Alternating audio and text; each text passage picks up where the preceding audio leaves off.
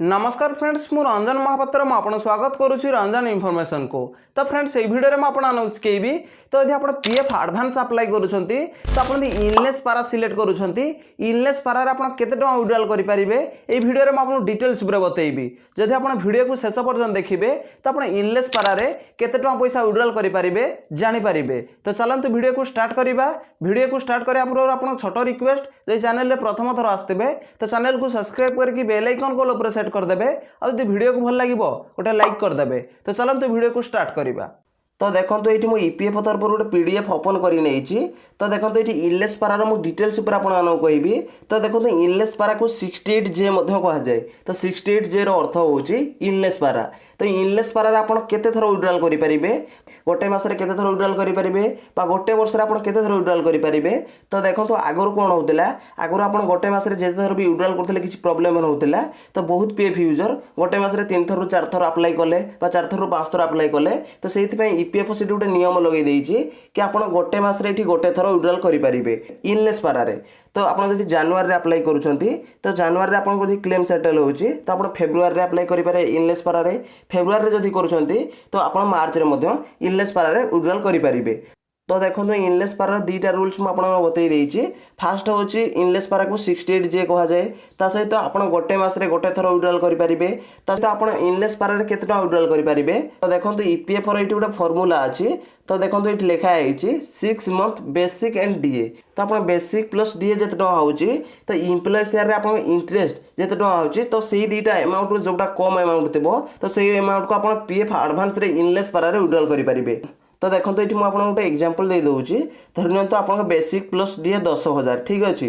तो यदि 10,000 आप बेसिक प्लस डीए हो तो 6 गुणा ठीक अच्छे 6 गुणिले के हम देखो ये 60,000 टका हम। तो देखो 60,000 टका यदि आपंकर हो तो आप इम्प्लॉय शेयर आउ इंटरेस्ट आपंकर धरी नियंतु अच्छी 80,000 टका ठीक अच्छे। इम्प्लॉय शेयर आउ इंटरेस्ट आप 80,000 टका अच्छी तो ये दुईटा अमाउंट भितर जो अमाउंटा कम हम तो से अमाउंटा को आप एडवांस जरिया इनलेस पारार विड्रॉल करेंगे। तो देखो ये अमाउंटा कम अच्छी तो ये अमाउंटा को आप इनलेस पारार विड्रॉल करेंगे।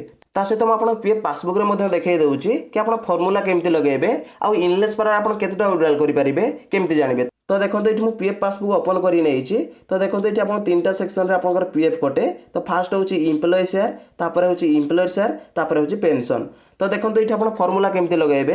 तो देखो ये आप बेसिक प्लस डीए के शो करुच्ची। तो देखो ये आप बेसिक प्लस डीए 10,000 शो करुच्ची। तो देखो ये फर्मूला केमती लगेबे। तो देखो ये 10,000 लिखिबे 10,000 लिखि सारा गुणन 6 मासरे गुणीदेवे ठीक अच्छे। 6 मासरे गुणीदेले केते होची 60,000। तो 60,000 जदि आपंकर होची तापर आपन चेक करिया पड़िबो। तो आपन इम्प्लॉय शेयर तो इम्प्लॉय शेयर आपन केते टका अछि जोटा आपन इंटरेस्ट पैसा मिसी थिबो आपन इम्प्लॉय शेयर रे जहाँ भी आपन करथिबो धरि नियंतु आपन एठी 70,000 टका अच्छी ठीक अच्छे। ये 70,000 टका अच्छी तो 70,000 आप केते टका विड्रॉल करेंगे। तो देखो ये दुईटा अमाउंट रू जो अमाउंटा कम थी तो से अमाउंटा को आप इनलेस पारार पीएफ एडवांस विड्रॉल करेंगे। तो देखो ये अमाउंटा कम अच्छी तो ये 60,000 को आप इनलेस पारार विड्रॉल करेंगे। तो आप डिटेल्स पूरा बुझीपारे। तो सहित मुझे गोटे एग्जांपल दे दूसरी धरी नियंतु आपंकर बेसिक प्लस डीए 15,000 अच्छी ठीक अच्छे। बेसिक प्लस डीए 15,000 टका अच्छी तो 15,000 को आप 6 गुणिया पड़ो। तो देखो मुझे 6 गुणी दूसरी। तो देखो 6 गुणीदेले केते टका हम धरी नियंतु आप 90,000 टका है ठीक अच्छे। तापर आप कौन देखिए तो आप इम्प्लॉय शेयर तो इम्प्लॉय शेयर रे आपनकर केते टका अच्छी तो इंटरेस्ट को जोड़ी आप इम्प्लॉय शेयर रे केते टका अच्छी आपको चेक करिया पड़ो।